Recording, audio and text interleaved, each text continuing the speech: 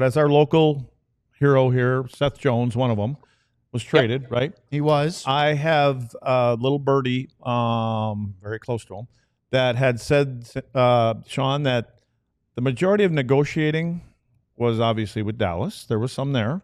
Mm-hmm. There was Florida. There was Tampa Bay, and there was Nashville. All those places where they're located at.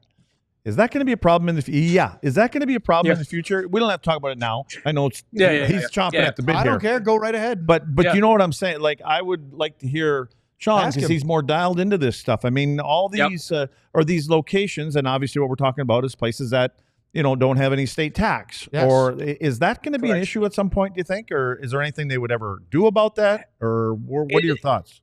It's something where there are Canadian teams that have brought it up before. And I will say some of those Canadian teams tend to be not the one, like, everyone thinks, like, how does Toronto complains about things? And Toronto actually doesn't complain about things that often, because Toronto knows there's benefits that if Toronto started complaining about things, there would be you look in the mirror and people start pushing back a little bit more than you'd like. But there are some Canadian teams, there are some heavy tax teams where their GMs have definitely brought this up, or their board of governors or their owners have brought this up of, like, how do we even this out? How do we benefit us? Because, Luds, it's not just those spots. You go through and you do look at the reality of it, where you go through and you start naming teams that have won Stanley Cups recently. And it's not why they've won, because they've been built pretty damn good teams, but the Florida Panthers, the Vegas Golden Knights, the Tampa Bay Lightning, the Colorado Avalanche, of the 4 of the past 5 teams to win the Stanley Cup, 4 have come from places where there is no state income tax. And so,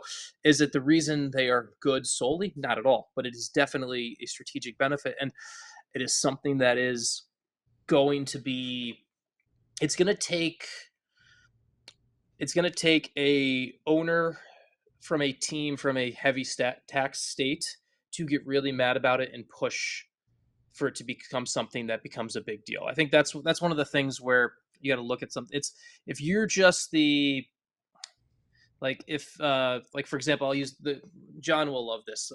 Jeremy Jacobs, the owner in Boston, very powerful man in the owner committee. If Jeremy Jacobs thinks something is going to happen or wants something, he typically can rally a bunch of owners to believe him. And so it's going to take a power broker like that from one of those normal, typical tax states, whatever terminology you want to use, to really push against this. And then that will bring this more and more to the fold.